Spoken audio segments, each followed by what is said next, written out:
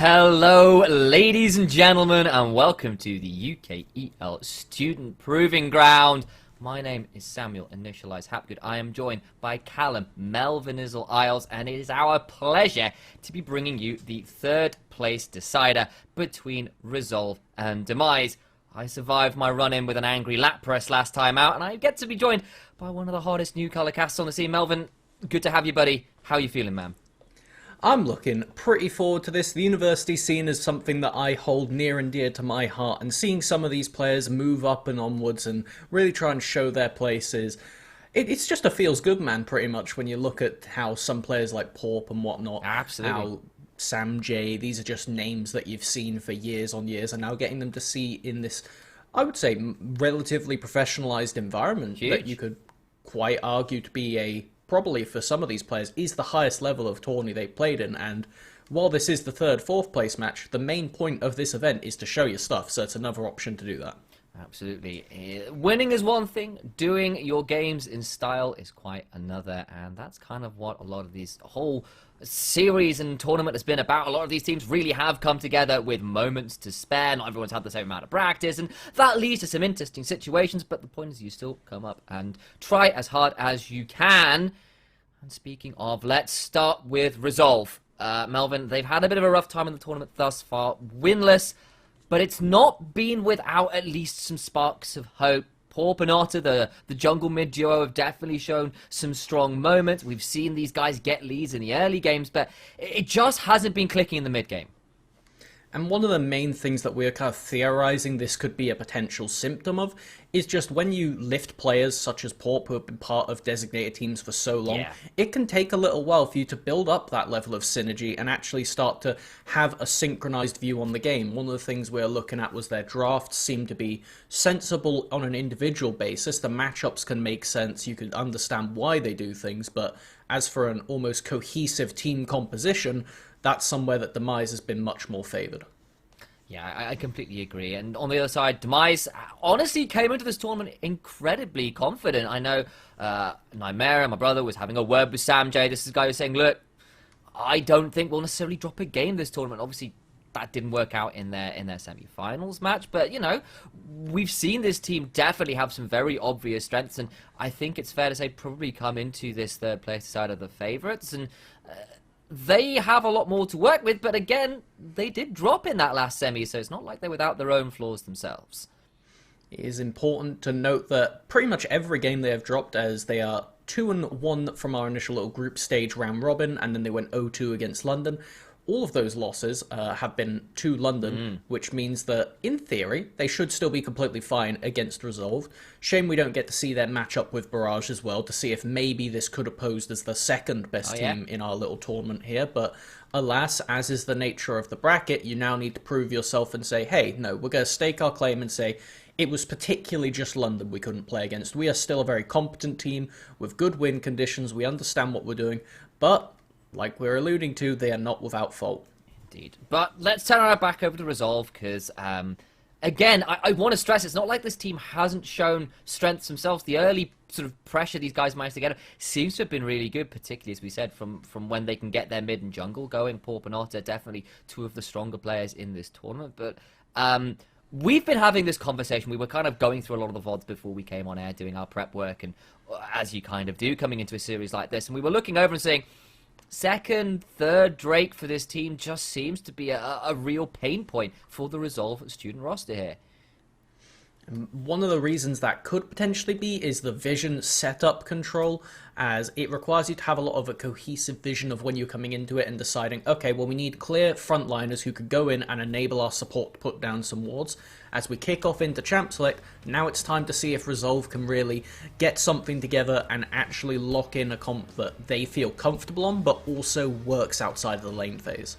Absolutely. That's the question we need to keep our eyes on. Some bans coming out straight away. Senna away, particularly from Inako, makes a lot of sense. But the Karthus and the Tristan on the other side, also a pretty good option to just remove off the table, considering Porp's propensity for the pick in there. Alongside now the Viego. That was a swift series of bans. Particular focus put onto, in this case, the junglers and partly onto the mid lane, with that Viego being a flex pick that is effectively 2 bans away on the port, could be sent over to mid, but is gone now, and we see the Karma first lock-in. This, again, another flex pick, can pretty much find their way into every rich role, and is a good place to start off your draft for Resolve, because it doesn't really give anything away. Of course, we're now moving on in patches a little bit, so Hecarim a little bit further down that pick ban priority, and thus Morgana locked in here. Definitely a flex pick to anybody who's not had the pleasure, inverted commas, I say that, with a slight bit of PTSD attached to it, to witness Morgana in the jungle. Has been missing a trick. That champion clears very, very quickly with a certain amount of setup. You can just turn up and gank wherever the hell you like. Jhin will be the pairing. Could definitely be a bot duo. Could see that Morgana heading to Keramon in the jungle. Again, keeping that theme of flex picks alive right now in the draft, as we do see the Varus. This has pretty much been the most dominant champion we've seen in our student proving grounds.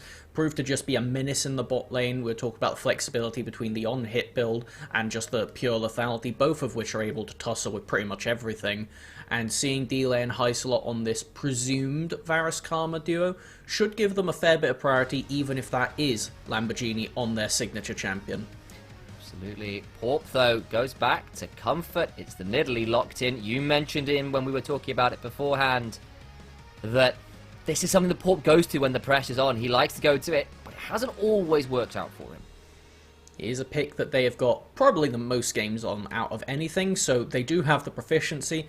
It's just one of those things that if you don't have the right setup, Samjay, we get the point. You're hovering some champions that you think that the enemy mid's going to play between the Wukong and the Yone, and we get his Xerath again in the first game of our tournament. We had Samjay's Xerath absolutely bopping Otter on Orianna. Oh, yes, we did. Samjay Xerath is a thing of beauty. I'm excited to be casting it for the first time. I'm excited to see what Otter has in response, because this guy has a bit of a champion ocean himself. Hell, we know this guy to pick up even dumb stuff like Wukong in the mid lane, if that would help out his team in the pick. And ban phase, so into the second phase. Looks like we're going towards a bit of a mid lane focus for Demise right now with the Yone off the table. A little bit more of a top bruiser focus from the Resolve side. Interesting, because this was the draft that they had quite similar in their first game, but with Resolve, they're going to have to decide whether they get rid of that Ornn that was a real nuisance to them, or something else like the Hecarim who has managed to sneak through. They have suffered some nerfs on this patch, so we may see both junglers turn away from it.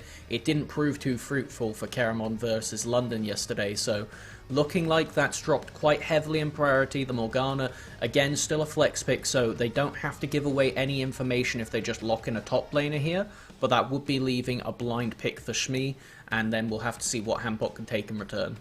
I know that was something we put down for Resolve, that actually probably do want to make sure that Hampot can get himself a matchup that will be okay to be left on an island a little bit. And on the other side, like, we were looking over Smee's games in the series, and he was kind of left on some really ugly matchups, like Cho'Gath into Ignite, Teleport Camille with no jungle attention.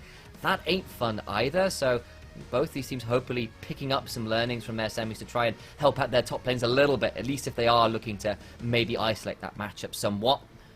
There comes the Renekton. Yuumi has been a proxy pick before for the side of Demise, so I won't hold my breath to assume that is a Yuumi quite yet, but maybe that's the pickup. We'll see what the final pick is. Waiting to see. The only thing about this comp, if that is a real Yuumi and not a proxy pick, is that you really do need to now just get a solid frontliner in this top lane, because if you do not have any form of disengage for all these squishy champions, Morgana does very well when the enemies come into you, but if you don't have somebody that can actually take the damage and peel off things like this Renekton, like Porp on the Nidalee, then it's all for no avail after a point.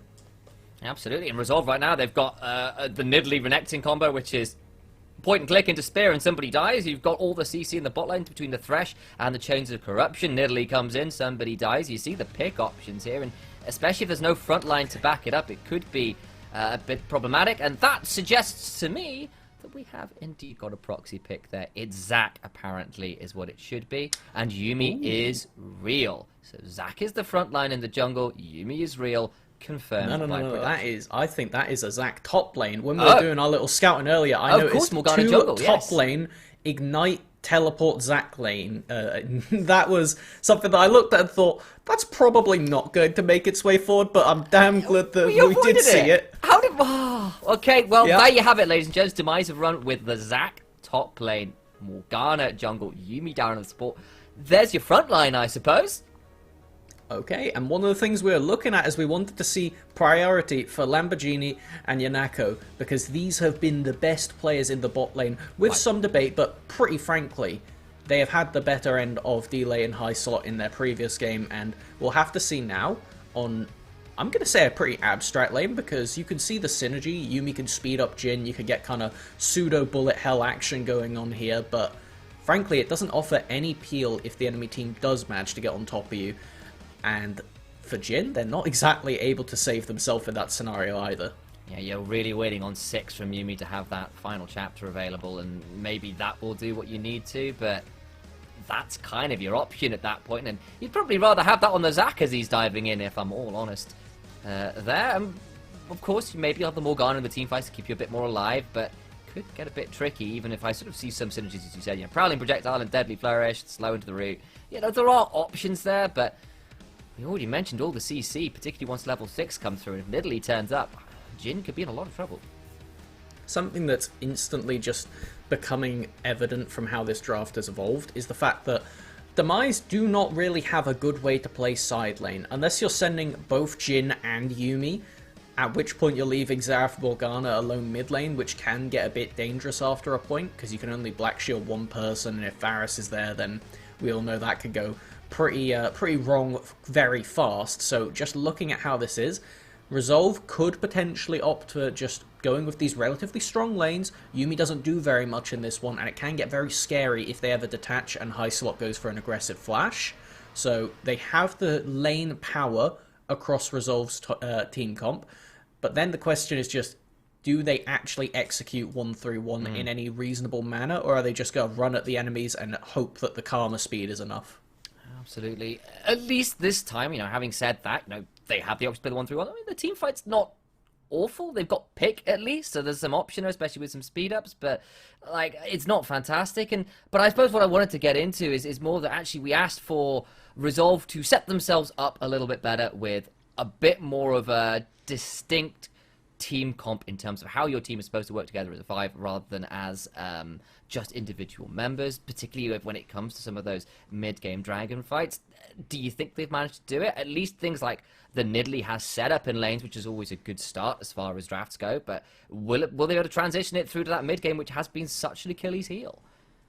I think that they are still going to have the same struggles, unfortunately, with this draft, because I'm just looking at it thinking, if Xerath and Jhin end up taking Cleanse or building into QSS, then that mitigates pretty much any pick potential that Varus has, because if you think about it logistically, if those two can avoid getting caught themselves, you're never going to hit one on Yuumi in all theory. Morgana can Black Shield herself, and if you're ulting the Zac, they're pretty fine in that scenario, because they'll be able to tank it up in all honesty. So just looking at how it goes, this draft makes sense in the lane phase, and it's almost like we were describing.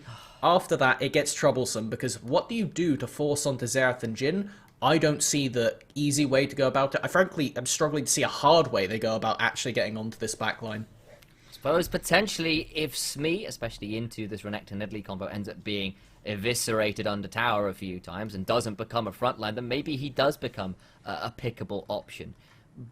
But that involves getting the game rolling early on. That involves playing to top side, which is potentially a risk versus Lamborghini and Yanako. Or I would have said that, but I wouldn't necessarily say Jhin Yuumi is the most oppressive alien. But again, I've not seen a lot of Jhin Yuumi in some time.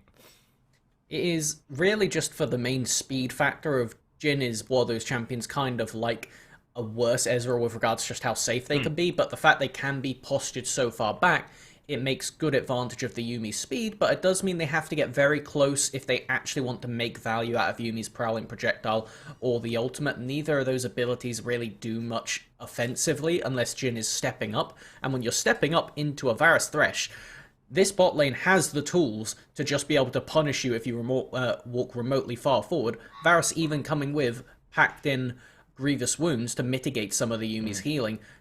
They have answers. This is not a cut and dry comp either way. It's very execution based, and we know Demise have occasionally struggled with identifying some of their loss conditions. Absolutely, and that was, you've read my mind, Melvin, because that was where I wanted to take us. Was we've said that Demise have been pretty good at working with their own win conditions, but when we were prepping these guys for what happened in the semis, and you were kind of having this conversation with me saying, well, perhaps they just haven't quite been as aware of their enemies' win conditions, what their loss conditions are. And I suppose in this game, there is a world where the loss conditions, particularly early on, namely Nidalee plus whoever gets to CC for them, could see them getting snowballed on the side of the map and things falling apart from there. Because if the Jhin falls behind a lot, you get double kills with that Jhin Yuumi, that could get quite scary. The Zac doesn't get to be a frontline, maybe that quite gets scary, but if they can survive the first 10 minutes, you know, and there's a bit of an if there, you see how this team fight's supposed to work. That's a lot of poke, that's a lot of range CC. It is very clear how both teams can go wrong. If you just see it like you're describing there, of, well, if the Renekton ever finds themselves in a cheeky bush and somebody face checks, everybody short of Zac should instantly die. But for the otherwise, if they do not get clear vision control and the enemy team buys 5 blue trinkets, what on earth do you plan to do? Because you cannot ever approach that. Yeah, that's it. You got a flash, and then realistically, like, you would expect something like a chem tank Renekton is the only way they're closing that gap. Strikebreaker is not enough. There you go. Maybe that's the way. Maybe that's the way that we see Resolve pick up their first win. There we go. It's time to pull out the Huni tech. Bring forth the Prowler's Claw onto that. Renekton, I mean, I was thinking Varus on the other side. Prowler's Claw, Varus is a thing as well. I've seen that already in the Student Proving Ground. That's another way to get things going. And it's not that much tankiness. A fair few targets you could punish with lethality, I suppose. The more I'm joking about it, the more I'm realizing it's a plausible option. Guess we'll have to wait and see. I'm currently just trying to find those Zac games that we were discussing earlier to see. They went Sunfires. Okay. And Sunfire did get buffed on this patch, and importantly, Zac is pretty much the only champion that actually doesn't mind the current iteration of Sunfires. A lot of other champions really struggle with the lack of ability haste, but the fact that Zac can build into AP items as well, with those AP ratios buffed very recently, does mean they can get quite insane if they even just get a Dark Seal and don't end up dying and just stack that up. The damage they can pump out is pretty imbalanced. We'll keep our eyes out for it. It's some new tech for myself in the top lane. I've not been following, but clearly Colocaster's got his eye in on the champion. We'll see whether Smee can make it work. We knew he had 1 or 2 interesting picks up the sleeve, and this appears to be the first wild card to be thrown. I suppose this, but I guess the question is, how are we expecting this early game to play out? Resolve's options pretty obvious. Find a side lane to get Nidalee snowballing or be in trouble. Whereas for the other side, perhaps a little bit more ambiguous as to how they want to play the early lane. Aside from the fact that Smee has gone for teleport and ignite, as you alluded he might do. The fact that both teams have opted to fan out at this level 1 really does speak volumes that they're both trying to play a relatively honest game. The only thing I'd say is perhaps Delay gets caught out, but Keramon should not end up starting Q on this Morgana. You don't need to be as terrified as when it is the Morgana support, because they really do need that soil to actually full clear through their jungle. You see, they've actually already leveled it, so really just zoning off the Varus, but not ever going to put up a challenge here. Okay, and here indeed it is the cleanse onto Lamborghini. It's not onto Samjay, that is the teleport though, so potentially punishable for Samjay. Takes a fair chunk here actually, it might be forced to recall really early on, clearly hit by a spear or two, possibly between the Q and... No! That was a centimetre away. Cancelled! Otter cancels the back, and Samjay is left in a disastrous position at level 1. And one of the issues we're saying Demise might have is, with that loss condition, if they do get blasted out of the water before they get to the point where they can just hide behind Smee, bit of a sad spear right there. We won't talk about that one, because they landed enough that mattered that they pretty much got mid-prio for themselves for the foreseeable future. Should make it very difficult for Keramon. Face check. That'll be a Smee in the bush, but I don't know whether he actually wants to take it and decides to just back away. You saw Zac waiting and decided he didn't want to tangle with a Renekton at level 1, which potentially was the right choice to make. We'll have to see if Porp opts to do anything aggressive onto this middle lane here. Samjay just zoned off. This is not a recount of the last time as Keramon. This is just going to get bullied. Oh, they got Stratters. That was nearly disastrous. I think Otter stole 1 or 2 there. I don't know whether we quite got the big chicken there or not. Have to keep our eyes out.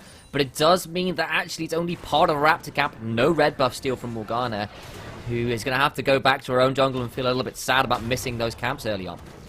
And Morgana has been one of the fastest clearing junglers in the game right now, but when you don't get to start off normally of starting off around the wolf camp, drag them down, double camp there, and then move back up to the top side, that gets thrown completely askew when you don't have a top side to go to. So the fact that they've just gone and done this guerrilla warfare with the Nidalee has really gone to just prove that they are here to have a coordinated effort and try and get something done, as we see Porp is re-invading to try and get Samjay here on this middle lane from a weird angle. There's Keramon, just needs to be aware, lands the spear, hopping in, does get the pounce and the takedown, does so much damage. Dark Harvest doing his work, thinking about the flash. Has not hit the spear, the javelin toss going wide, but both Keramon and Samjay so low. Stun going a little wide, so does the spear, but Otter and Porp are feeling so confident. The Arcano Pulse lands, but Samjay just has to back away at level 2. No mana, no HP, and Otter trying to see whether he gets me over the wall. As Hampot's in the bush, they're going to get onto Keramon. The slice, the dice, the column is not quite enough as the dark binding is there, and Keramon gets to walk away. Somehow the mid-jungle of Demise survived, but not without cost. I think that they maybe messed up the flash a little bit there. It's hard to tell because that was a sliver of HP. Keramon just not expecting it. That's a bit of just uncoordination between them and their top lane, mentioning, hey, Renekton usually would walk down to ward your Krogs right now, but they could just be camping in a bush for you. And Porp, again, just running the map. Bot side, though, Lamborghini stepping forward, looking to prove why he is the exotic supercar in the bot lane. He hits 4th gear nice and early in this game.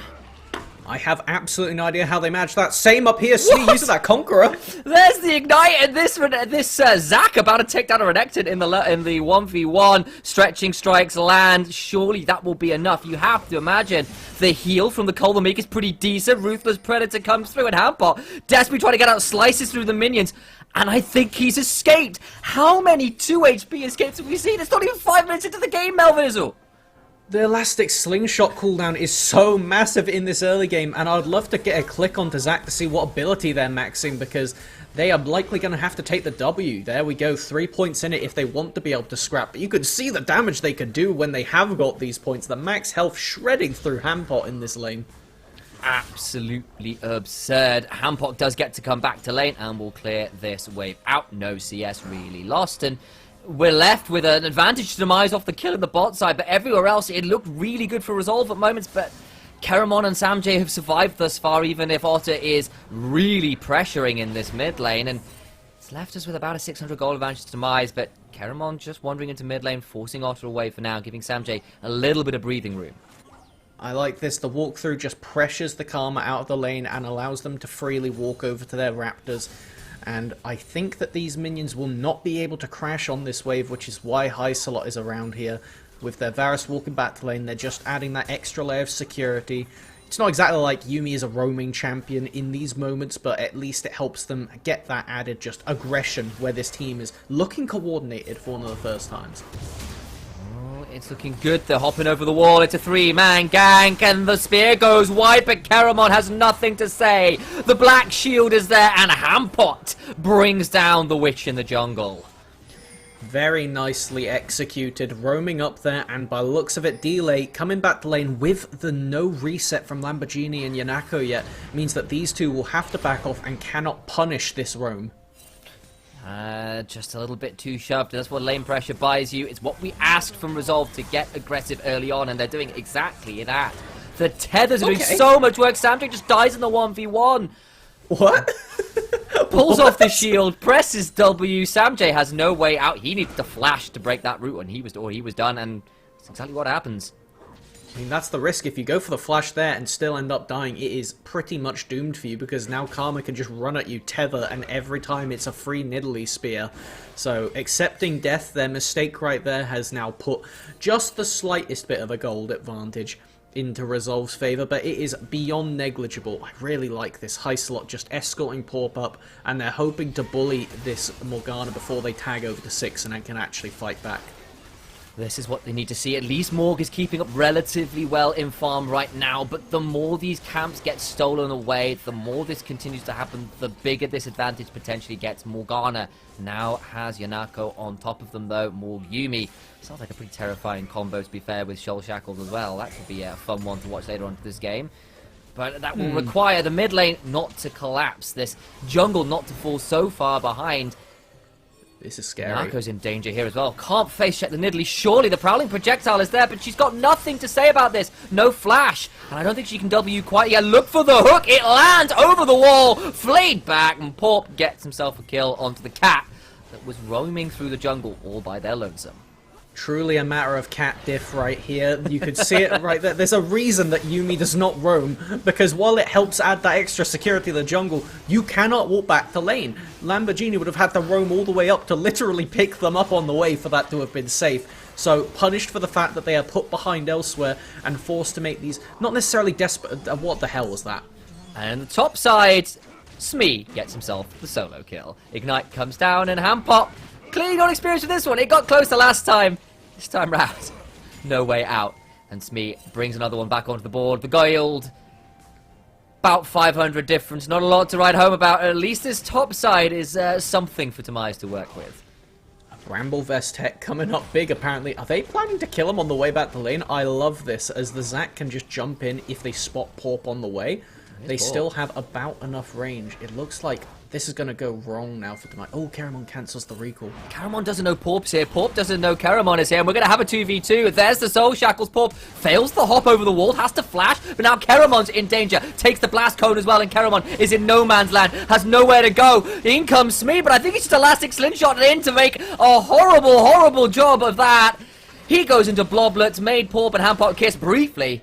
Still not going to matter as Porp picks up another kill. And Resolve really punished that dive attempt. What is going on this game? They are really using that early advantage to the fullest, as they're actually getting stuff done on the map. But this is looking good for Resolve. Does not mean the game is over. We know they can get these early leads. We were talking about it. It's just if they can keep that rolling and actually end the game off it, which is so pivotal. Well, things to keep our eyes on to that extent is, never mind, curtains are called, which could make things a little tricky. None of them are hit thus far. Fourth shot goes wide. That'll just be a little bit of wave clear and a happy B emote to talk about. And instead we can go back to talking about the early advantages, because the CS lead in mid lane is pretty obscene at this point. I hesitate to talk about CS too much. It can be a bit of a last resort sometimes, but 30 CS pre-10 minutes as an advantage is not a good sign. Mythic really not already what you want complete. to see. Oh, that's beautiful, actually. Seeing the Shirelias come out is a really encouraging sign, because because it's a really useful way for them to actually be able to get access onto this Jhin, onto this Xayth that we were talking about. Should be so difficult for them. When Karma is hilariously accelerated, she can hilariously accelerate her team onto your backline. So this does mean that now, around this next dragon fight, if it ends up amounting in some kind of 3v3, 4v4, etc., then the Karma can provide backline access onto Samjay. And at only the level 8 mark, that level 1 ultimate will not do very much in the next fight. Jhin plus Yuumi might be the fast, but is he going to be fast enough is the question that Demise have to be asking themselves already, because, as you mentioned, Otter is very, very accelerated. All puns and references intended, as Hampot losing out to this Zac in pretty much every trade. Every auto he's doing is just murdering himself between this Barmy Cinder and the Bramble Vest in inventory. And it's somewhat familiar to the Gragas from around the early part of the season that would go top lane, that just goes Sunfire and would start off Bramblevest. It's basically this exact thing that would make it so difficult for Renekton. And while Zac can't insta-cancel the Renekton in the same way that Gragas can when they jump in, they still have all the tools. The max health damage they pump out now with their W just makes it so impossible to take extended trades, which means that your Conqueror rune is basically worthless, because if you're trading Conquerors, you're favoured. Yeah, in the bottom though, Lamborghini just dodges every skill shot, apparently is the way to get out of this one. And just hopping off of the bottom block passive, and W comes out, Porp is rooted, but manages to buffer away with a decent pounce. But Smooth. that was some slick plays, though Flash and Cleanse now down for the Jhin. Meanwhile, in the top lane, Smee actually went for the dive, used their Ignite and forced Hampot back to base. They do have the teleport available, but this is just top priority that is really just side lanes for Demise are keeping them in the game at this current moment, because it's been nice play to bully Karamon and keep Samjay from accelerating, but the fact that Lamborghini, Yanako and Smee are doing so well just makes it really tough for any of these advantages to really stick. That's why the gold advantage is not that far. Yeah, we've still got the early Drake, but we've already mentioned the resolve at Drakes 2 and 3 is a very different kettle of fish, and often been their demise. Again, no puns intended, but about 40 seconds until that. We'll have to see whether Resolve or Demise are ready to set up for that one, ready to fight for it. Herald has been taken as well by Caramon, so that's something to play around as this Drake comes up. We'll see how this all plays out over the next 20 seconds or so. I'm just going to throw it out there. In the meantime, after this bot play that Lamborghini and Yanako managed to nimbly escape from, Caramon managed to secure that Rift Herald.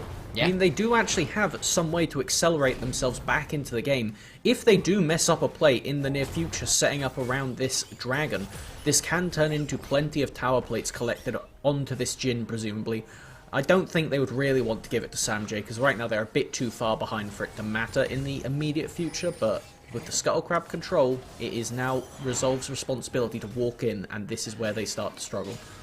Indeed it is. They're going to try and clear out some vision as they go. Pink ward and the remaining ghost, zombie ward there taken out. Final chapter used by Uni, and Caramon is around as well. We're debating about coming in for this, and here comes Caramon, in fact, looking to try and get a binding, does so. The hook in turn is there, pulls himself out of the way of the barrage, but Caramon flashing in, got the soul shackles down, Porp gets out, but Heisela, short of die till that Defiance shield is huge! Still goes down, but Porp gets the Morgana in turn. Now the Arcana pulses are coming through. Delay gets another, the Yumi falls well, double for Porp. This Nidalee is showing exactly why it's a big cat difference. House Cat versus the Puma, that Panther in the jungle. And Otter claims Samjay as well. It's a 4-for-1 around that dragon, and Resolve's curse around second dragons, Melvin, doesn't seem to be coming into effect in game 1 here at all.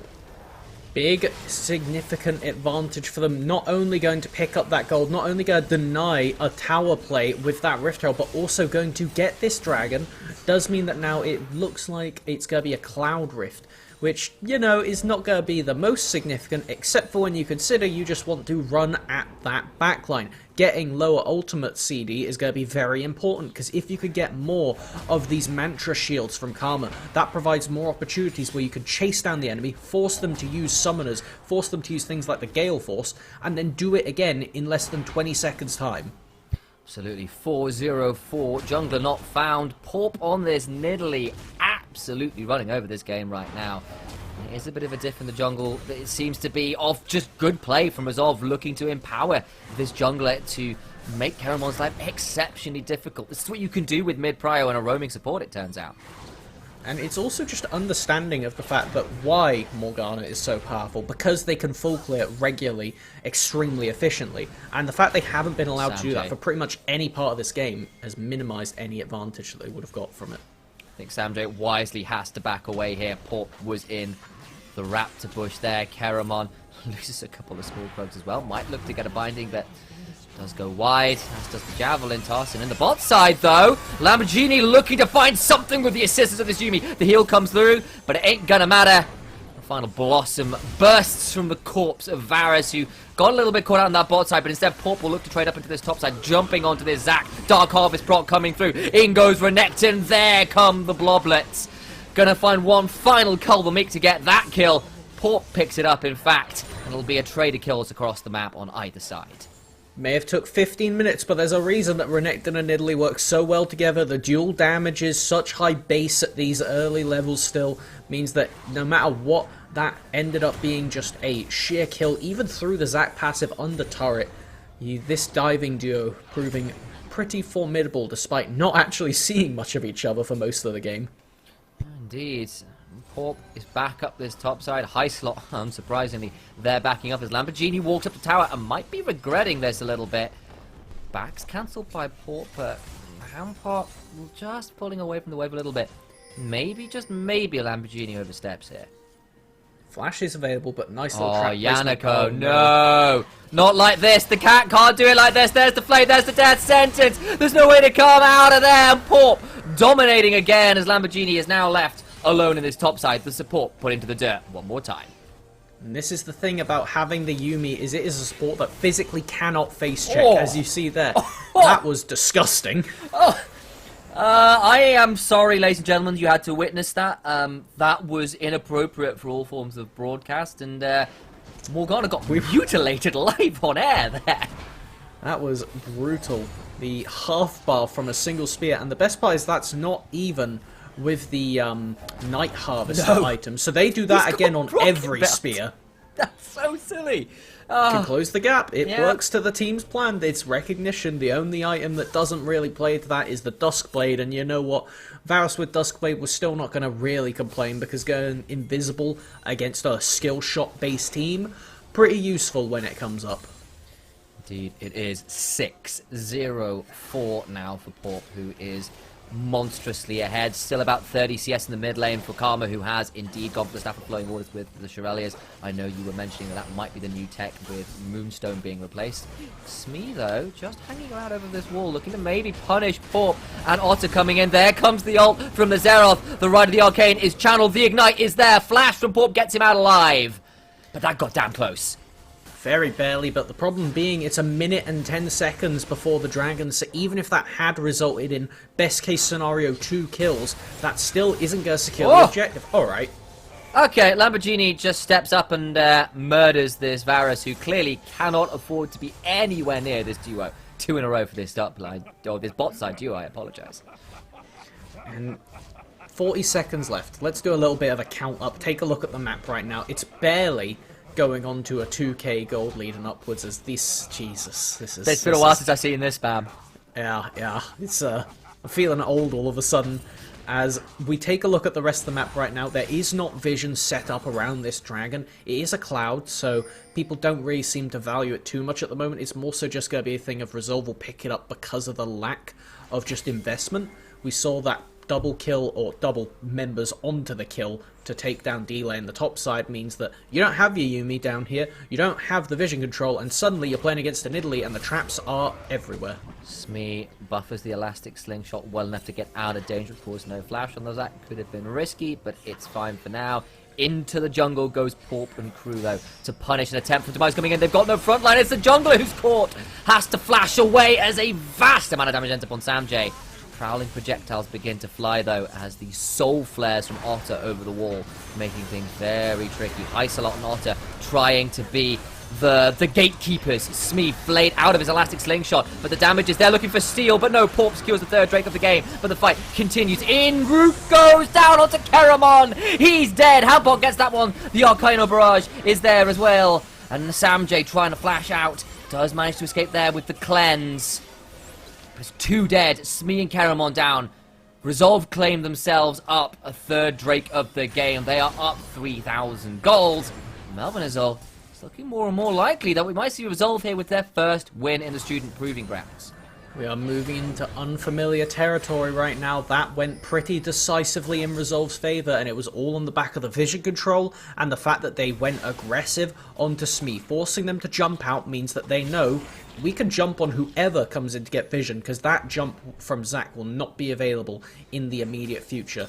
So they do great cooldown management, manages to secure that dragon, a double kill on top, and will be rewarded with this top lane turret as well, giving them a reset to come and set up vision for the Baron. Alright, so here we stand with 2 towers down for Resolve, one in the mid lane, which was down before that dragon, and they just claimed themselves a second in that top side, whereas Demise sitting down now about 4,000 gold in a pretty tricky spot. At least Lamborghini, with 2 items complete, can definitely be a threat. We've seen what he can do if he's left alone with any member aside from probably Hampot. He can definitely execute people down in a matter of moments, but this Xerath, this Morgana, 0-2, 0-4, just a long way behind their respective opponents. It does not look good for Demise, but we need to continue back to that racer motif, because if you ever take the foot off the accelerator for Resolve, the enemy team can funnel up resources quite nicely, and if it's even the slightest misplay, you can punish isolated members like Porp. Porp's going in, he just picked up a Medjai's, and he loses all the stacks. Torn out of the book before they can get anywhere, and that's a first death. That's a big shot down onto who else but Lamborghini. Porp just a little bit too overeager, a little bit left alone. That was a 1v3, and with the extended range of the Ride of the Arcane there from Samjay, more like a 1v4. And when you have a Zac and a Xerath in the side lanes, you do not need to be forcing around mid. You could just send any number of members down to bully Samjay, and nobody can stop him. Smee can start TPing, but that's about it. And you have Hampot up there to cancel it. So frankly speaking, just a misunderstanding of the win condition right now. You need to be able to just get lane priority, unlock those first tier towers off of the map, then try and make the enemy approach you at Baron. As we saw around the last dragon, Resolve did have good setup and they were able to control that area, but right now, despite being behind, if you can look at the vision on the map, it's pretty much red side only. Yeah, it definitely is. Some good control ward, folks, particularly around that bot side towards that last remaining tier 1. So a big line of control wards straight the way down. Thank you, production, for the nice aerial overview. So I've got 1 or 2 in the river, but it's relatively shallow vision, and a lot of it's been cancelled out. Leaves Samjay in a relatively safe position, honestly, which has been a few and far between experience for this poor Xerath in the game.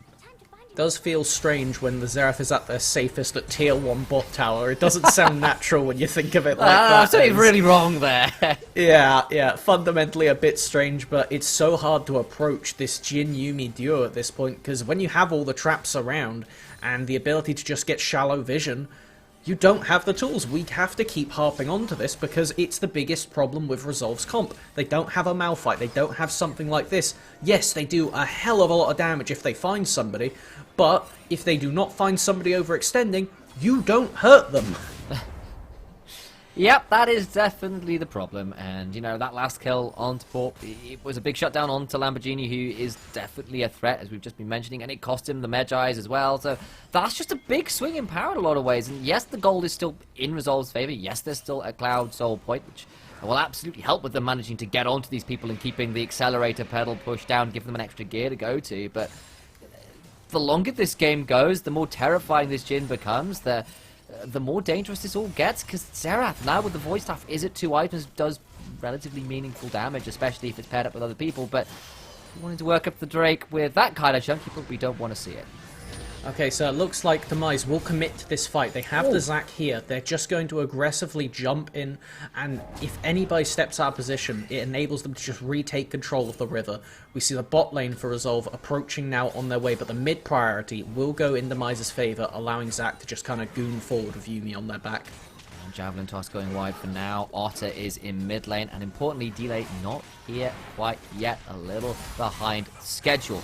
Looking to throw some poke up behind the wall, but it leaves only 3 members in the river right now for Resolve. And Lamborghini with that root looking to cause some damage. That's the cleanse popped, but he goes forward with the Gale Force. There's Yuumi calling open that last chapter of the book. Lamborghini has to go over the wall though. It's him out of range. He calling the Cortons though to try and cause some damage. Smee starts bouncing around, but Hampot gets Karamon. Morgana is dead again. The Eye of Destruction doesn't really land. Down goes Yanako. Down goes the Zac into those blobblers. Pop flashing forward to try and land a max range javelin toss, but does not land it. It's just Lamborghini and Samjay left alone. They've got poke. They can maybe cause against. That's a big Eye of Destruction. The bouncing grenade starts hopping forwards, but it won't be enough. He's still got a double though somehow, some way. The Death Sentence misses. He's just doing all the damage by himself. Finally, he's shut down. Finally, the dragon goes down. It's Cloud Soul. Port gets the final poke. It's an ace, but Samjay and Lamborghini doing their best to make it close.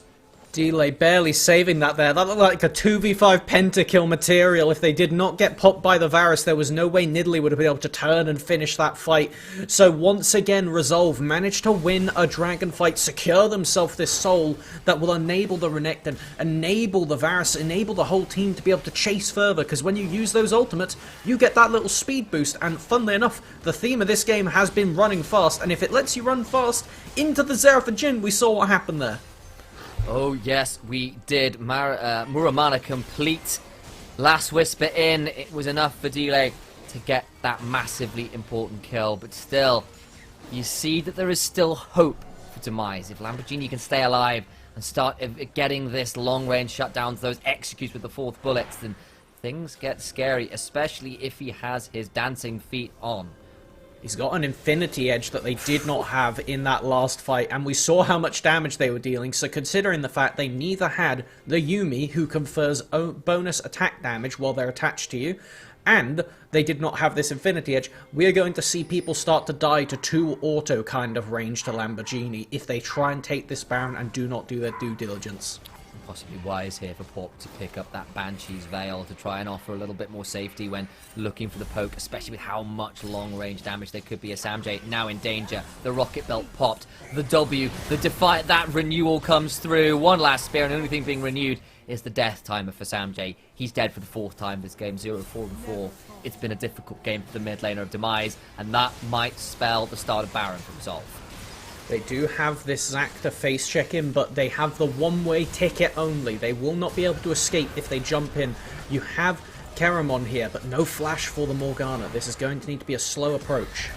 Curtain Call is popped. Big chunk finally onto High Slot, but there comes Renewal one more time. But Keramon fast enough to escape with the Cloud Rift buff. Now Hampot gets pulled back with the Dark Passage, and we begin anew. Crucially, does not lose the Baron with Samjay's death there, so will end up coming out as net neutral in the end, not losing too much gold on the map. The real question is just how many times are Resolve willing to pull that trigger, because frankly, they should pull it constantly, because the more times you do that, the less farm the enemy is picking up across the map, the more of your waves that are actually getting something done, and you can actually leave some level of pressure, as we see Otter just fully embracing the support build now. Yep, there's the Mikhail's complete. He's of course got the Oblivion Orb in inventory. I suspect towards something like a Chemtech Putrefier would be my guess, but we'll wait and see. Back up over that 10 stack on the Medjais as well. Porp we might want to point out, but the only thing moving over to something like that Baron, as you were mentioning and doing it all the time, is it does leave you in a bit of a barrel for Morgana and Xerath and Jhin to start poking away at you. And I could see, especially with those items coming through for Jhin that we've been alluding to once or twice, could be a little bit risky for Resolve as well. That will certainly be a rapid fire coming up in Jin's inventory soon, Oh, yeah. so you want to get something happening before then, because it will get to a point where they could just do Delay. this. Oh boy, he has to flash. There's the Lantern that was through. I think maybe that flash might have been a touch too overeager, but twice already in this game you can see why Delay has got a bit of an itchy trigger finger on the Summoner. Oh, who is that? That's the Ride of the Arcane coming through, looking to continue to push Delay now. They know he doesn't have the flash available, but doesn't get all that much done, and honestly Samjay is still a long way behind in this game right now, still down a level to his opposite number. He's even to Porp, who is very much at the forefront of this game as far as experience goes, and I think that'll just be the cooldown burnt without too much really gain for it. Can we take a little look at the gold numbers, assuming nothing pops off in this mid lane, as we do see, just looking at the amount they're being sat on, it is actually just the Resolve squad that's sat on more money than Demise. If Demise want any hope, they need to get that Xerath ticking over to the Horizon focus ASAP, because only then will they start to actually do these insane amounts of damage to people like Delay, to Porp if they ever overstep. But at the moment, you saw it right then, it was about 2 shots landed onto Delay from the Arcane Barrage, and it really did not look that noteworthy. It meant that just sheerly this game is on the back of Lamborghini, and it's a one-man show with their cat. Well, make like Moana and focus on the Horizon. You know what Samjay needs to do? He needs to complete that item, but potentially a long way to go no matter how far he goes, and definitely difficult right now. 5k difference, the Xerath not really at a point of anything resembling power. Putrefier complete for Otter now as well makes things like the Yumi's life a lot more difficult as well, and it's all well and good if Lamborghini can get a fractured fight where he can fight on his terms, but if he is being jumped on without a cleanse, definitely gets a bit scarier, even if Yanako does have that Mikhail's inventory to try and keep the Jhin alive a little bit more easily. You have to think Smee's going to teleport in that flanking ward, because this looks like a do or die moment. 30 seconds left, and you do not have mid lane prio or bot lane prio. It looks like they're just going to approach from the front, but that did not end up so well last time. You need to have everybody all together, and look how scattered the Demise squad is. They're just waiting with Jhin in base to buy that last item, but it may be all too late if Resolve ends up pulling the trigger. It's 10 seconds till Elder Drake, and I understand you wanted that item complete. He does have the rapid fire in inventory. Yanako as well, looking to be around and available, waiting to top onto somebody, but Jhin not being here. Of course, Resolve don't seem to know yet. They've not started the Dragon. It does mean that Jhin gets to be here in time. The full 5-man force of Demise is here. Delay. Not quite. Otter. It's actually over the wall. That's a 3-man unit that Demise could jump on if they can get close enough, but won't find their way there. That's a channel from Samjay, looking to get into something as Otter runs away with the Defiance shield, escapes nice and easily with the Shurelius. That's Paul popping forward with the Rocket Belt, though. Eye of Destruction by space, but Keramon choked so low, the stride breakers there, he goes golden, but Jin is dead! Lamborghini is put into the scrap heap, totaled when he needed to be out there most, and this race is over. Samjay surely to fall here, as Pop lands a final javelin toss. It's an ace, it's a clean ace at that, and Resolve will look to try and push in, and at least get an inhibitor here. They have to have done it. This must be the game looking at these death timers. They're going to at very least make an attempt for it. It's either that or you peel off to an objective, but no, I think this will be it. Resolve securing their first game of our proving grounds. Not only that, but against Lamborghini's signature pick, against Samjay Xerath, who they were asking to get again throughout this entire event. But it does not matter. Resolve managed to execute on their early plays and take this game. An early lead into actually mid-game teamfights that went their way. Resolve are no longer winless, are no longer completely at the bottom of the barrel. They are here to play, and they pick up their first win of Proving Grounds. And honestly, it wasn't a bad win to look at either. Basically vengeance of the first game we had of the event, where they were looking down just the mortar cannon of the Xerath and the Varus and saying, no, actually, you're not so tough without this Varus pick. You can have your favourite champion, and we know that this game is time for you to show your stuff, so of course you're going to want to flex it here, and really just taking advantage of that and punishing the a bit overzealous drafting, a bit overzealous play from Demise ended up coming out. Was a little overzealous. We saw the early jungle pressure, the early jungle starts. Porp managed to run away from it there. I mean, credit to Lamborghini for his spirited defense. That was a scary bot duo even from behind, but just wasn't enough, and maybe that was a little bit too much of an esoteric draft from Demise in this game one.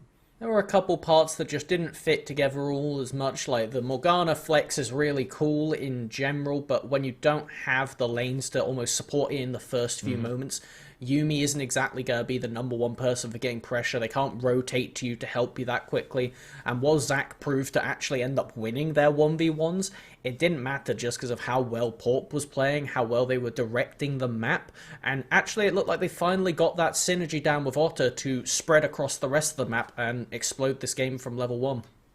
Mid-jungle diff from Resolve in game one. They lead this series 1-0. Perhaps a bit of a shock turnaround from how the rest of the tournament proceeded thus far.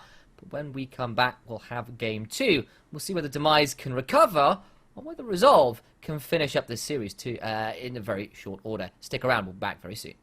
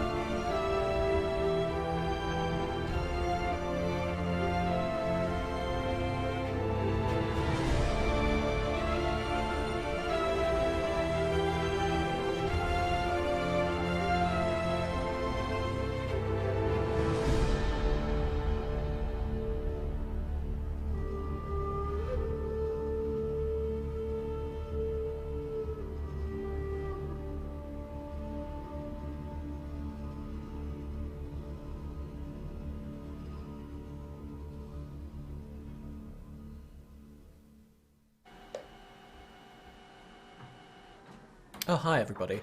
I'm just talking to Lapras over here.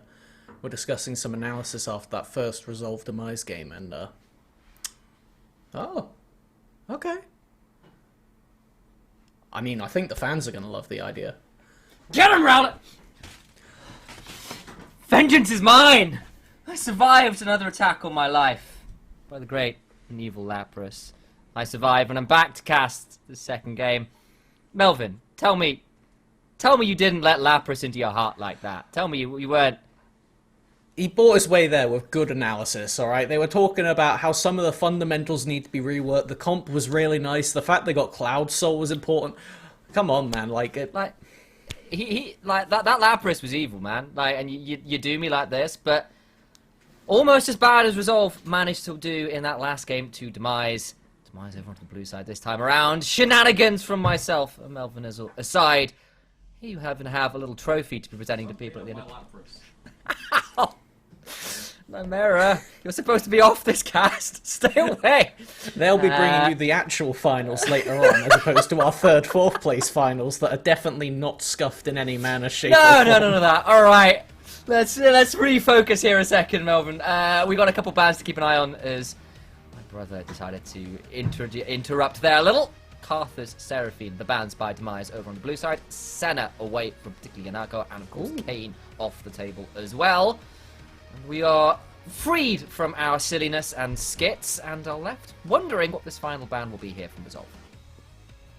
Well, as we take a look at some of the key picks that were from the last game, I don't think it's going to be the Xerath. Might see the Jhin potentially, as that was really the main thing that kept them in the game.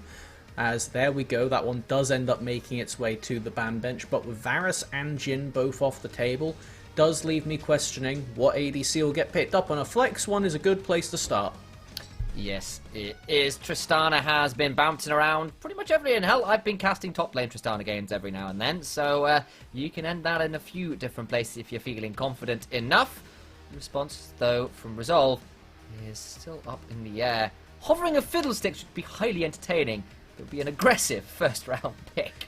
Yeah, it's not really the card champion you lock in that fast into the draft. It is something that we actually have seen Garamond play, so would be a takeaway, I suppose, as we may get our Lee Sin as teams fully embrace the atmosphere of, well, being murdered by a Lapras, I suppose. That is a flex twit between top and mid lane, and we'll have to see. There it is. Oh my lord.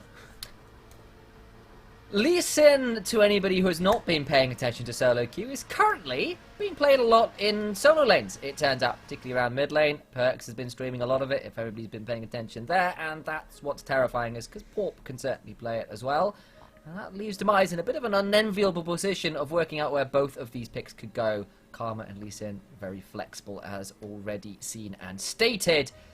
The Lilia response, Karaman's already had a couple good games on that one. Oh no. Samjo needs to think about it. I know he's been playing a little Kiana in He's solo played like queue. 3 Kiana games recently on main, but they played it a little bit more last season.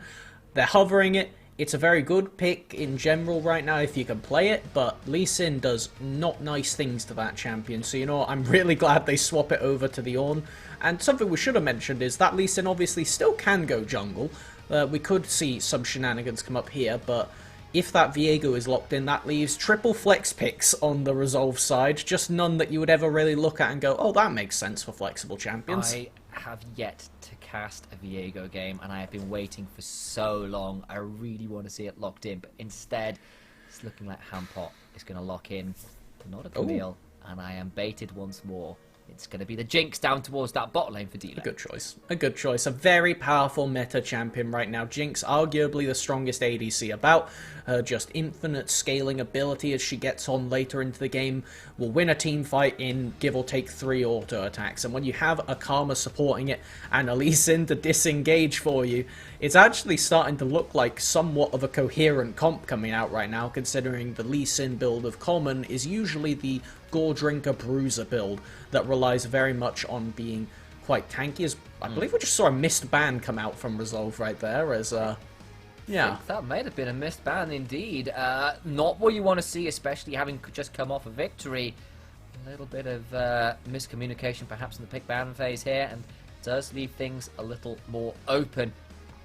See which one's is from Demise, because this ban is not the kind of thing you should be expecting, especially off a victory that seemed pretty confident.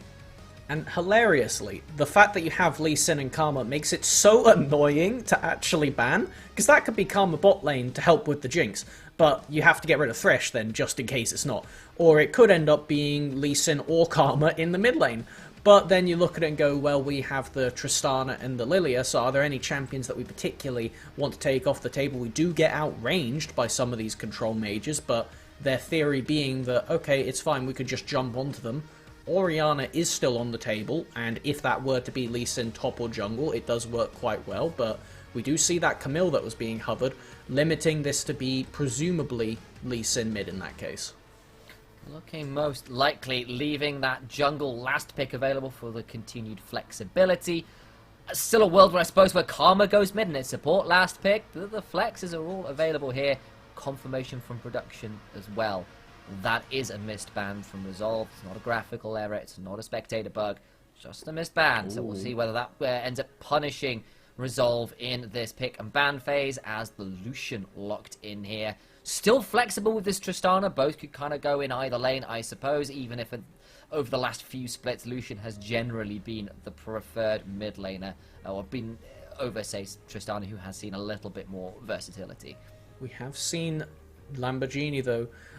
Tien has been playing a lot of this Lucian, not immediately recently, but it is something that can pair up with either of these, as we do see Yanako pulling out that Blitzcrank that they put a hell of a show on before, so let's see if she can do it again here. And now the question is, what do you actually put down to bot lane? Because if that Karma does make her way down there, Blitzcrank can shred through that shield, and it gets kind of scary.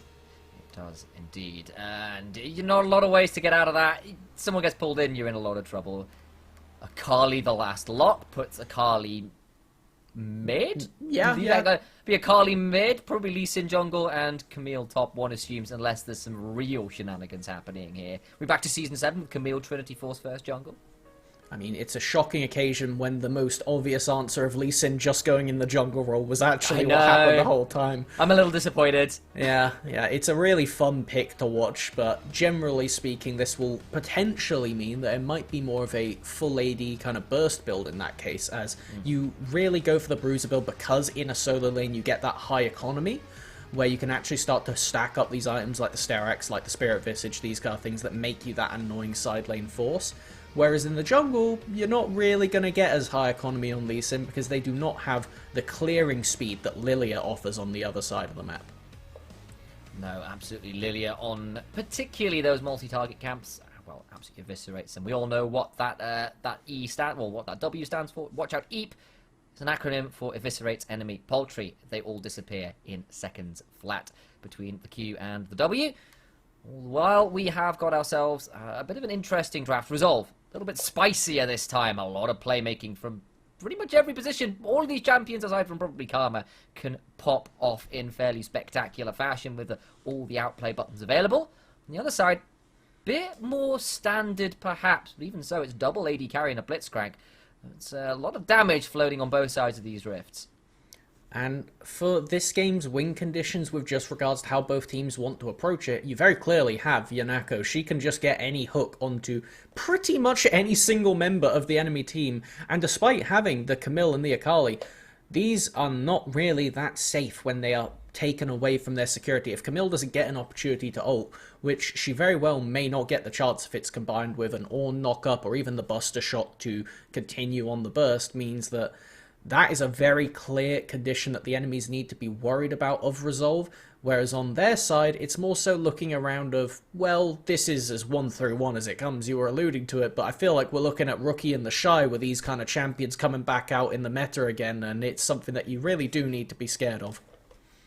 Otter did very well in the early lane last time round, pulling out that early 30 CS lead and making Samjay's life on the Xerath incredibly difficult. Samjay has moved away from his preferred control artillery mages. He is on to a Lucian, which is a very different style of play, looking to take it to Otter, but Akali and Lee Sin, it's mixed damage, it's a lot of kill threat if you can land some abilities, and we said that mid jungle from Resolve is a lot of their point of pressure, a lot of their early game strength, and Karamon and Samjay may need to be aware in this matchup. could get dicey in those early levels, particularly sort of around that 1 through 6 mark. I think that one of the biggest issues for Resolve this game, though, is that Akali on her recent reshuffle of stats had a lot of her early game power stripped away so that she could be even stronger later on. Once she gets past that first item breakpoint over the level 9 mark, she could spam out these Qs to no end, and it really will tear through any member of the enemy team. But up until that point, she doesn't have the same potency in these skirmishes, so it's really going to be all on Porp to get stuff done, and they do not have the same abusive power of a Karma in the mid lane to just get free push and help them invade onto Kera. I think this game, we may see a potentially different story where the Lucian Lilia ends up getting the upper hand because they just don't have the stats to back it up, which means that Resolve, can they really get to those advantages without mid-jungle ahead? That's a interesting sort of scenario set up there, Melvin, that maybe, just maybe, this time around, for all that Porp and Otter have been the shining light of Resolve in a lot of ways, it won't be as easy this time around, potentially. They've certainly got the champions do Demise, they're certainly looking to change up the playstyles with the picks they've got in, but last few times that Demise have dropped games, it's kind of felt like they've maybe lost control of the jungle early on. I'm thinking back to their semi-finals match where it was Diana for the side of Keramon, who had a bit of a rough time versus a Nude. Nude gets 2 early kills. Every time Diana goes looking for something, it costs them 10 CS. End up like 40 CS to 80 despite sharing the same kill score. And it all kind of unravels from there. Last game, again, the early jungle for Morgana, she just didn't get to be anywhere at all without threat to her life. And this time around, it feels like maybe they've managed to shield and keep Keramon a little bit more able to play the game from the jungle. And Keramon did end up playing this Hecarim into Lilia matchup from the other end, and the Hecarim side did not go too well for them after the rebalance onto Hecarim again, so I see that they've recently changed over and decided that was clearly the better way. Go for the early power, as that is double ignite TP for Resolve solo laners. Okay, oh, then. Yes. All right. That's what I'm talking about. That is confidence. That is a missed ban and no flashes for your solo laners. That is a game pause. Well, you know, we can't get action without some level of, you know, now we get to ponder on it and think, okay, let's take a look at what's... let's not explain why, but let's just take a look at some of the important things to pay attention to. SME, they've opted for this refillable start. This means they're either, depending on how the first 2 waves go, going to opt for the Doran's shield after the first few minions die. This just gives them a bit more sustain over the course of the lane. Or, if they're having a particularly good time, they can opt for going for the Bramble Vest on around about the 2nd to 3rd wave of this purchase, which is extremely abusive considering you're against AD top jungle. Absolutely, it would be the dream scenario, but of course Hampot running that Ignite is going to make that as difficult as possible in those early levels, and will look to try and trade aggressively themselves. Still waiting quickly to get on board. It shouldn't be a long delay from what we've heard from production.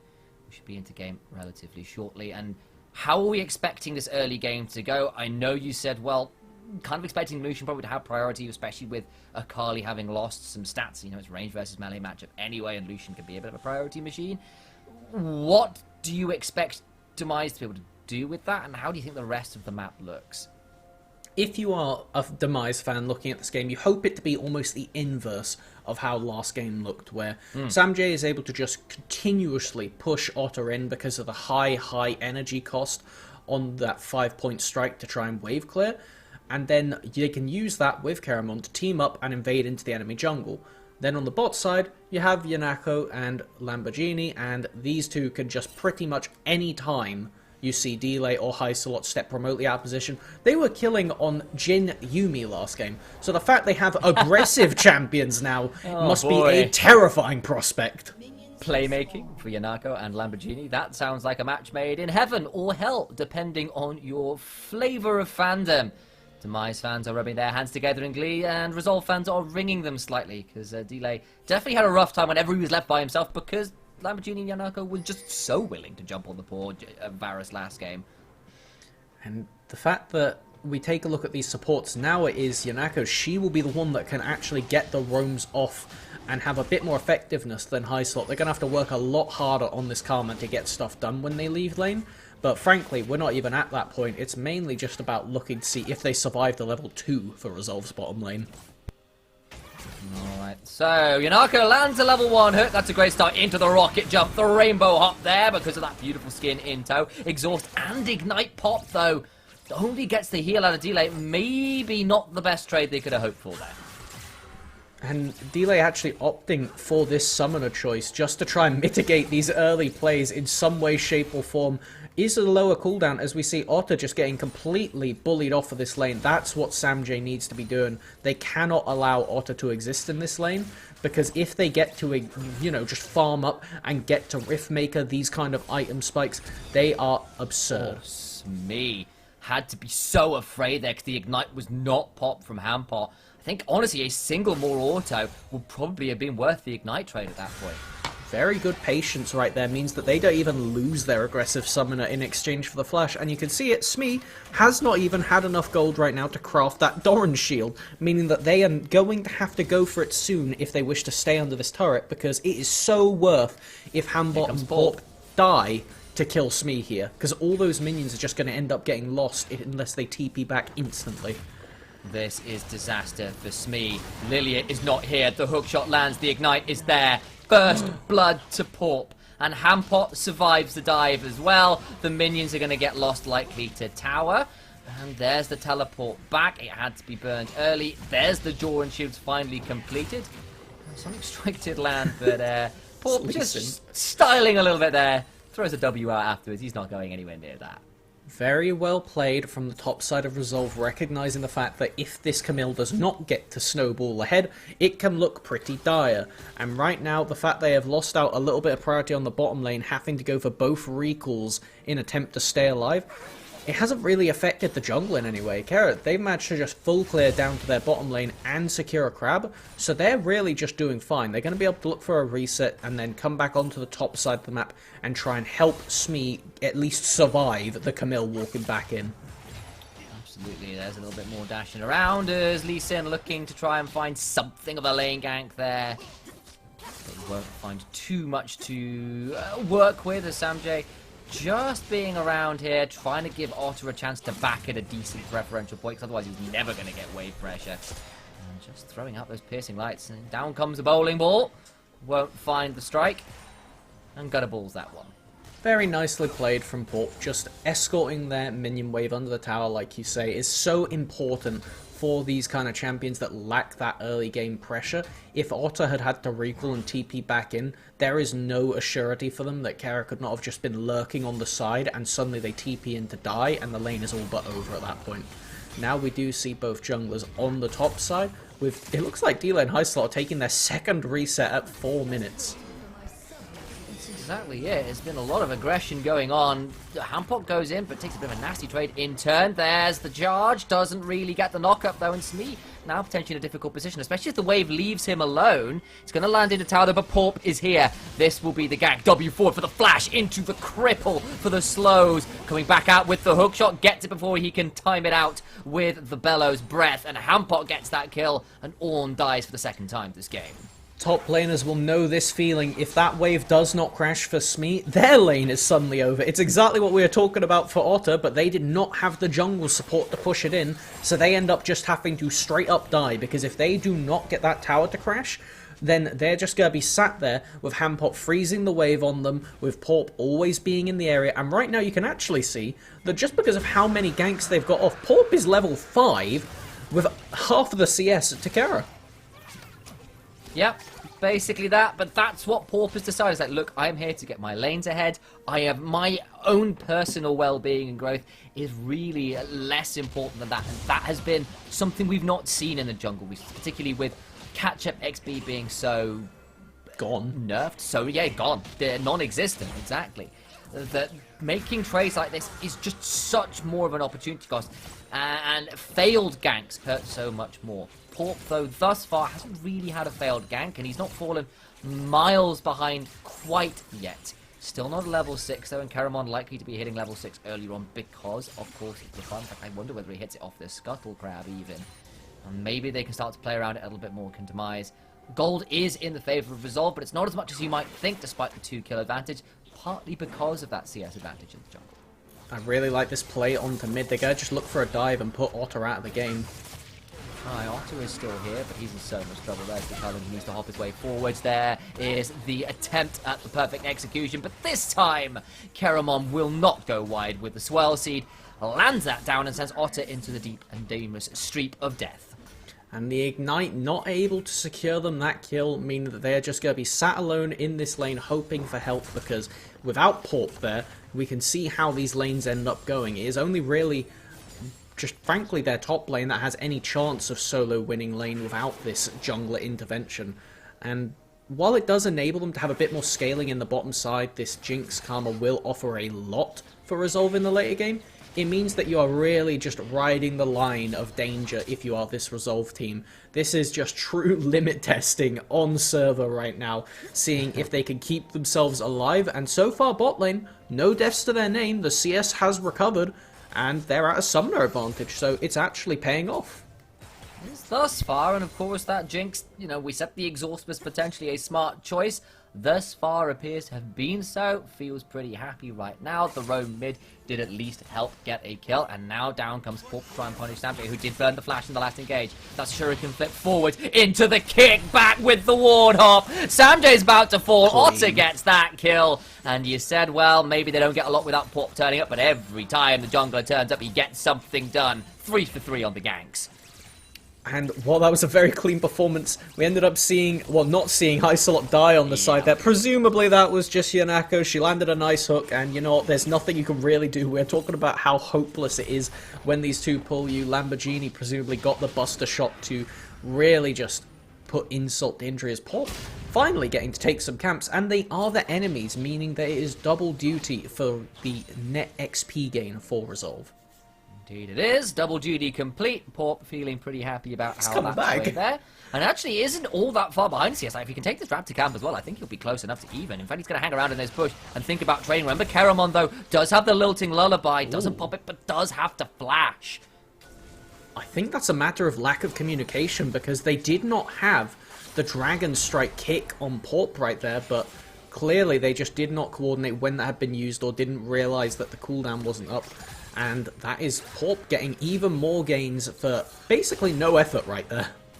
Otter sidesteps that Swirl Seed and just going to roam across towards that topside river, secure themselves a Scuttle Crab, and think about a Herald, I suspect. They could look to invade onto that Raptor camp if they want Teleport to. bot. Okay.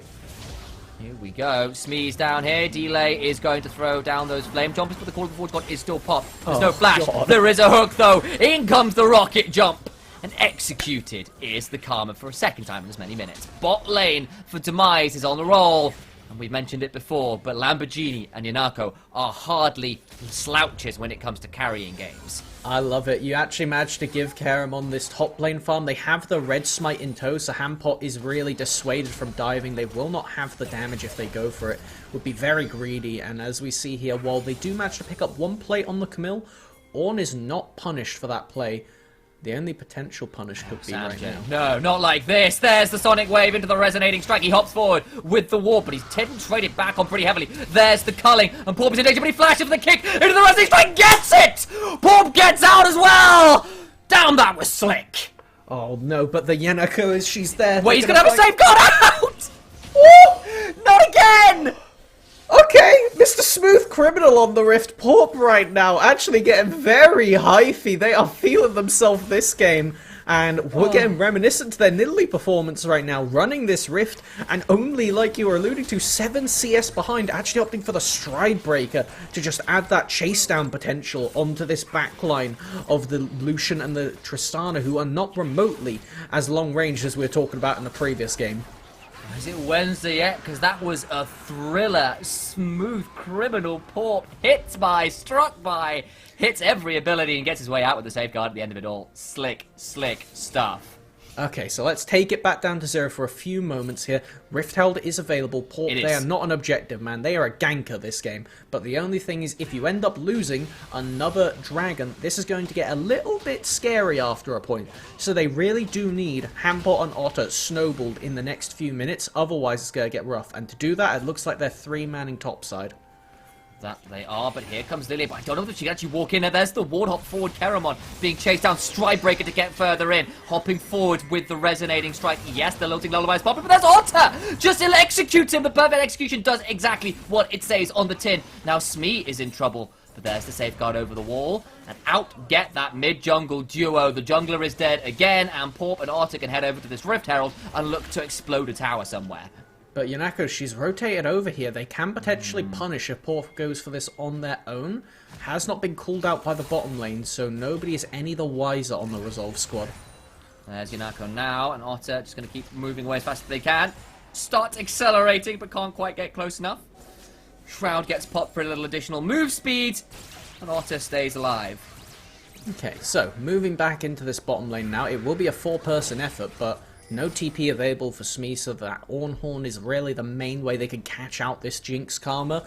When they are able to react, you could see just building enough distance doesn't make a difference. With the Kraken Slayer on Tristana, they have the damage, but they do not have the lane position to go for these kills. No, they do not, but after the last couple kills of Otter, at this point, 2-1, 2-0-3 for the Lee Sin. This Camille as well, 1-0-1, significant CS lead, a lot of plates now. This is what the trade has been. They've lost a lot of objectives, yes, have resolved, but they have definitely traded it up in gold thus far in the game. If Keramon can stabilize, if Demise and the rest of their double AD carry comp can stabilize and maybe start to fight around this third Drake, Resolve might still be in a spot of bother, but they cannot afford to keep getting caught out in these sort of 3v1 scenarios where Porp just turns up and murders someone in the jungle. I'm curious, this game, Smee actually opting for what looks to be, again, oh my god. Good hook. There's the hop in, flash away from high slot. It's not going to be enough. The boss shot comes through. The exhaust comes down, but it is too little. It's too late. The zap coming through is pretty damn good, though. The has to be flashed away from. There is the Purga Death Rocket as I lost my words briefly. Hampot comes in with the Hextech ultimatum to avoid the hook. He gets the Tristana at the end of it. The tactical sweep with the massive precision protocol. The E4 to come down with the teleport, I believe. Follow that up. Porp's here as well. He's going in for a little bit more, hopping forward with the ward hop. Safeguard is there, trying to get one last 5-point strike. Otter gets it, and now Samjay left under tower. There go the flame choppers. He dashes away though to get some more damage. The safeguard to buy space and time, and Hamcott gets it. Porp still going. He'll come through with the remaining resonating strike, and somehow they get 4 for 1. Resolve, you criminals! You can't keep getting away with this! Escaping on slivers of HP, Otter following the teleport with their shuriken flip, and using another one to get extra kills there. This is just domination from Resolve. They are actually just running this early game, and they're running Demise into the ground. Oh my days, tower dives with their Demise, apparently, and you've been struck by Porp on the Lee Sin. The Michael Jackson references will not stop, because Yanako certainly ain't okay. Lamborghini certainly ain't okay, because they thought they had the cleanest play down at that bot side. It looked so good until the teleports come through, until the outplay buttons are hit by every other member of Resolve. Okay, so we've got 1 minute left until this Infernal Dragon is up. Now we've got to take a look and see how much gold Resolve benefit from when they take their resets, because I believe that Otter has not had their base either, and now it's going to be Porp, presumably, again shadowing this mid lane, hoping to try and get that base off, but if they go for a play here, it can backfire. They have not spent what presumably is going to be about 1,000 gold. Can we take a look at those totals before this bot dive?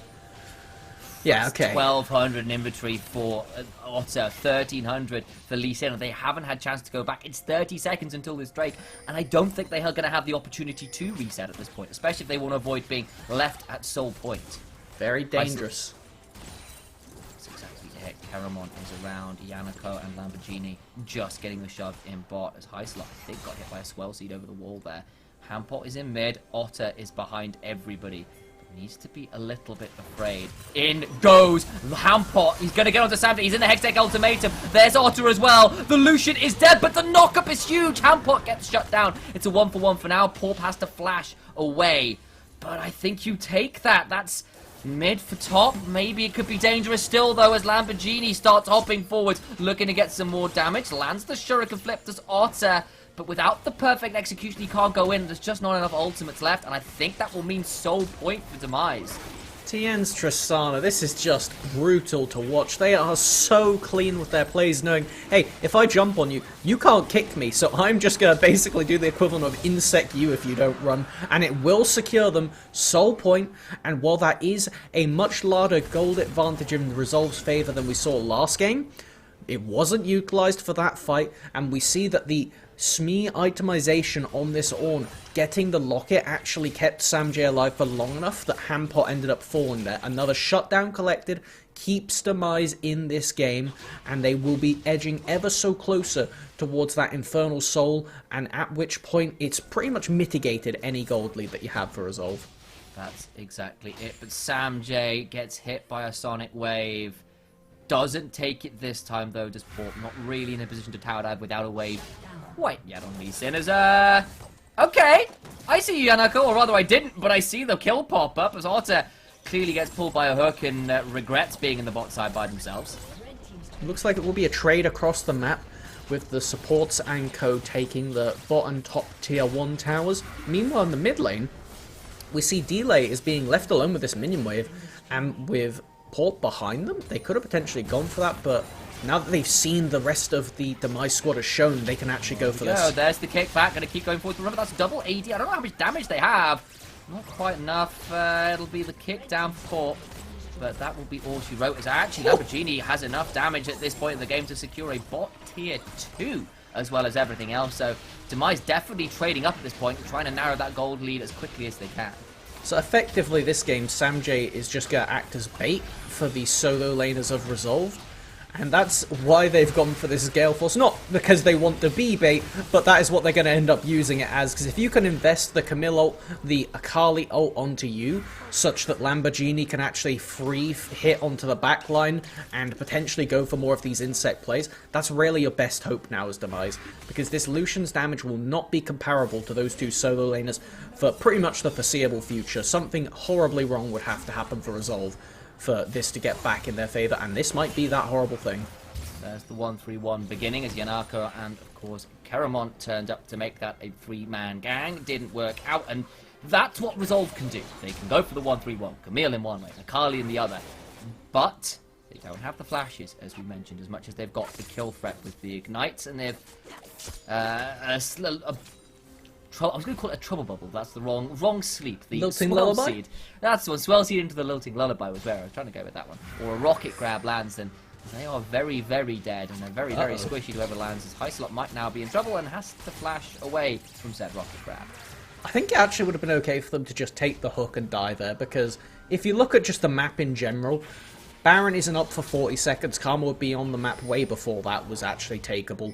They have the Rift Herald in their inventory. They're not going to make any use of it with the plates already gone a while ago. So pretty much all they're hoping for is to be able to time it with the enemies resetting so they could get this mid-tier 1 tower. But frankly, the only objective that matters right now is that 1 minute 48 seconds until the Infernal Dragon. I'm going to keep pushing it home, because if we see Hampot get top priority and force Samjay to be up there, they're going to be able to tear Demise across the map. They are forcing you to acknowledge, if you don't come to this Camille, we will solo kill this Lucian, we can stand back and then try and clean up after the fact with a TP. So that is why Yanako, she is rooted straight up there, and they're trying to make some level of play happen before that point. Okay, here we go. Gonna get the power fist into the knockup, into the silence. There's the Hextech ultimate trying to find his way out over the wall. The culling is in range, and Samjay finally finds a kill in the game. Nice roam from the Blitzcrank.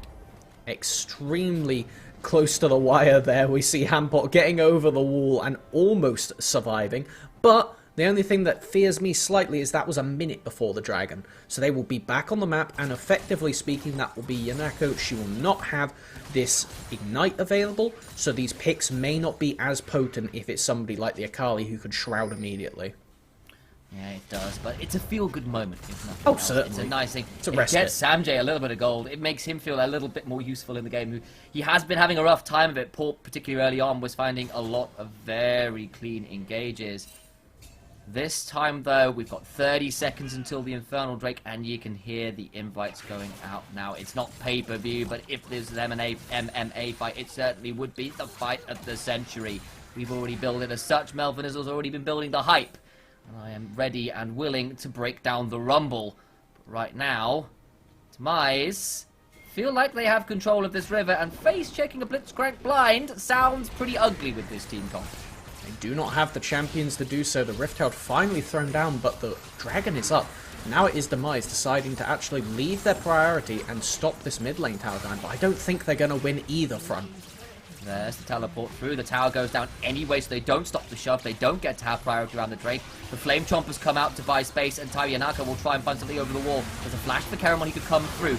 Call of the Forge God flashes in, but Lee Sin secures. Now Karamon left for dead, but the Lilting Lullaby arms the stopwatch come through. Big shield as well. Otter goes in, trying to get the perfect execution. Can't quite find it, but does with the 5-point strike. Now everybody else is flying. Otter trying to get something down before he falls. It's 3 dead already. Lamborghini gets 1, but he's now locked down into the Hextech ultimate, and the Buster Shot won't get him close enough to safety as the super mega death rocket secures a double for delay. And you know what time it is, Melvinizel? It's Baron time! It's Baron time, alright, and Resolve are going to head on over, having stopped the soul.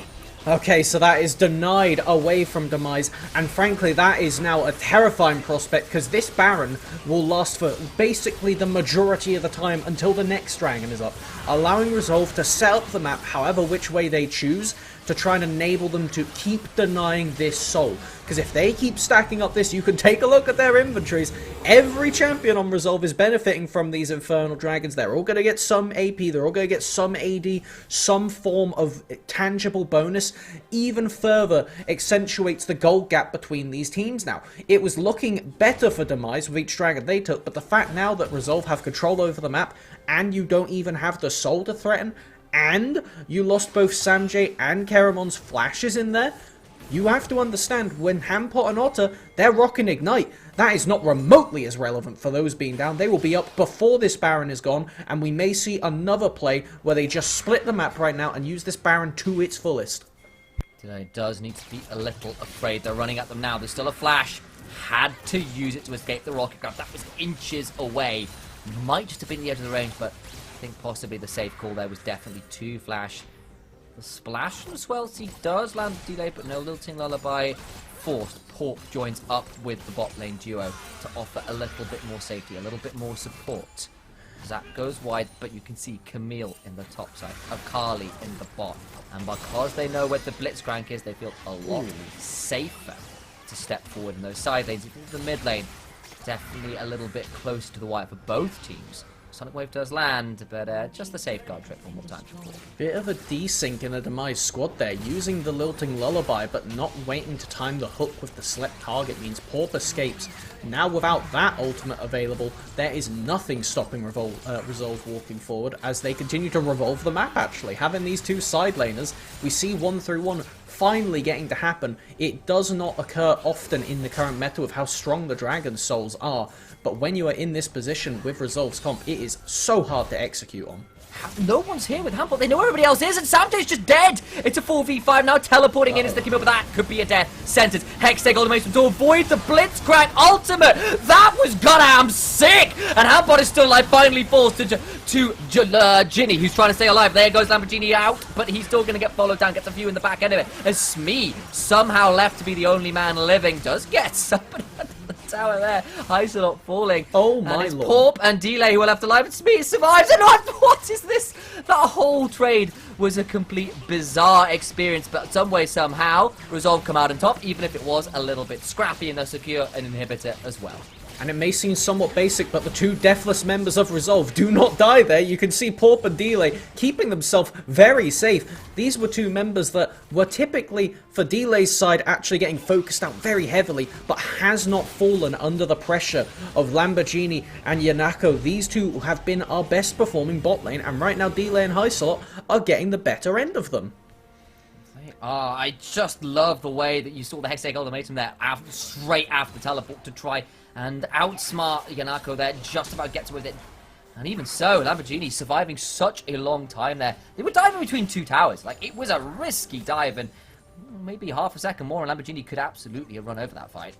So, what's going to be different coming into this next dragon fight? Most crucially, we saw that it was like slapping that orm with a wet fish when Delay was going for the autos. Now they have an item to trigger it, as this looks like intent, but I don't think it'll work. Remember, there's no teleport on Handpots. This would be a 4v5, but now Yanako's in trouble, takes a lot of damage here. Does get the next Power Fist. There's a big shield from Heiselot, though, that gives Otter some space. Very low into 30 seconds. And Otter will have teleport shortly, but cannot afford to get interrupted here. Safeguard makes me stumble for a second, but Otter will get to recall and come back with full HP on the teleport. But Demise, they've not managed to fix that bot wave. Look at the pressure. This could potentially result in an end. The TPs aren't up, but this is going to be a terrifying map state. If Resolve can just drag this on for a long period of time, Demise will just lose to minions. The Porpoise as well, he can put your vision off the back end of this. If someone ends up in the wrong position, Yanako's still a little bit low after looking for that attempted hook onto Otter earlier as well. Dragon started up. This would be solved, Demise. This could be a big turnaround. Forward got his there, but Corpse to the backside. He is such a terrifying person. Goes in and secures it. The secure is there. It's already a kill onto Lilia, and now the hexagonal mode is there. Samjay falls down as well. Yanako flashing in for the power fist, but Lamborghini is getting hit by all the rockets in the world. The zap goes wide, but excited is Jinx, and the rest of the team falls. I think they've done it, Melvin. I think this is it. I think Resolve will win their first 2 games when it matters the most. Here in the third place decider map, they may well be looking to find themselves that beautiful, beautiful second victory. 16 seconds, Keramon. They're going to be up soon, but they do not have a stopwatch available. I don't think they'll have the ability to stop this. Minions there. They cannot get to them. Resolve, they're just chipping away. The Nexus is going to fall, and I think you're right. They have gone ahead, and... oh, hold on. They're going for the same, but they've taken it. Had it right. Smite and Ignite is all you need. Otter and Handpop eschew the flashes. Port picks up the Lee Sin. And we are very happy to offer them this most incredible trophy, courtesy of Melvin Izzle and his exquisite blacksmithing skills. I borrowed it from the MSI team since they didn't have one last year. They said, you know what, it's lying around, you can use it until it's ready. Your third place UKEL Student Proving Grounds match. Resolve managed to take the win right there, and in a great fashion. Porp was running that rift for both games flat out with a few minor errors. They are completely overshadowed by how clean that Lee Sin gameplay was. It really was. We asked for the mid jungle to step up, to take the early game leads they had been able to get in previous series and transition them towards some of those Drake fights. And I tell you what, they made me work my vocal cords in that last game particularly. There were some beautiful, beautiful outplays. And yes, there was a little bit of a gauntlet being thrown. Yes, there was a little bit of a, you know what, screw it. I'm going to run Ignite Teleport Camille. I'm going to run Ignite Teleport Akali and try and outplay that way. But it worked out. So serious credit to Resolve, who we'd somewhat written off. They hadn't won a game. It looked really rough the moment the bell ticked over to 15 minutes. It was a bit of a Cinderella story. The wheels fell off the carriage oh so easily around those dragons. But series where it matters, so much better. They managed to take it away with that one, and it was really just on the back of no pressure. This is a third place match at the end of the day. The whole purpose of this event was to show your stuff, and I feel like while Resolve clearly didn't get to give away everything they had for their previous games, they really left it all on the Rift after this game. It was an expert performance, and while there was a valiant effort from Lamborghini in the first game to try and hold up, you could see in this second game there were plays being made even by them. This bot lane for Demise was so pivotal for being able to actually put up a fight, but unfortunately these two will not be able to take it away. Absolutely, and again, absolutely worth calling out some of the incredible players over on the other side of the Rift, as you were kind of doing there. We know that this team, that Demise, had got some serious strength. That we saw, particularly, say, Lamborghini and of course, Yanako in that game one. The Jin Yumi of all champion combos looking deadly. The Tristan and the Blitzcrank looking to be the one shining light for a long time in that second game. Wasn't enough, but serious credit over there. And obviously, Samjay, bit of a rougher series, unfortunately, for him, but the rest of the tournament looking really slick on a lot of his signature picks. So I think there's all to be proud of now for both of these squads. Bit of a stumble at the end for Demise, and I'm sure they'll be feeling quite bitter about it. But for Resolve, you know, rough tournament, and they come in and show some games like that. That's kind of what you want to do in a Proving Grounds. And I'm really glad that everybody got to show their stuff, because we saw in the first matchup Demise and Resolve played how well Sam J can play, how nicely Kara can path, and all these kind of things. We saw Smee's defensive Ornn build come out again as they had in that first matchup, and while it didn't get to prove its potency this time, I feel like if the gold lead was just a little bit smaller, that would have been a very scary match for Resolve coming into the middle parts of the game. But at the end of the day, Resolve take it away, and I think all of these players could say quite happily that they have shown their stuff throughout the Proving Grounds, even if it wasn't today. Well, what an exciting third place match here. It's been an absolute pleasure to cast. It's been a pleasure casting with Melvin as well. I think it was our first time casting together as well, which has been a lot of fun to get through and talk about our way through this. Some shenanigans with Lapras aside. I'm still not forgiving you for choosing Lapras over me. Vicious Pokemon, I tell you. My brother will come and hurt me for that one later on, but that does mean for us here at the Proving Grounds, or at least myself and Melvin Izzle, we'll be leaving you guys, and we'll be back this evening, in fact. Or rather, Trajan and, of course, Nymera will be back this evening to be taking the finals over at about 6 p.m. So the stream will be ending for a little bit, guys. But make sure all you're going to do is grab yourself some food, grab yourself a drink, get right back to Twitch, because there's a hell of a series waiting for you this evening. Don't go anywhere. But for now, see you in a bit.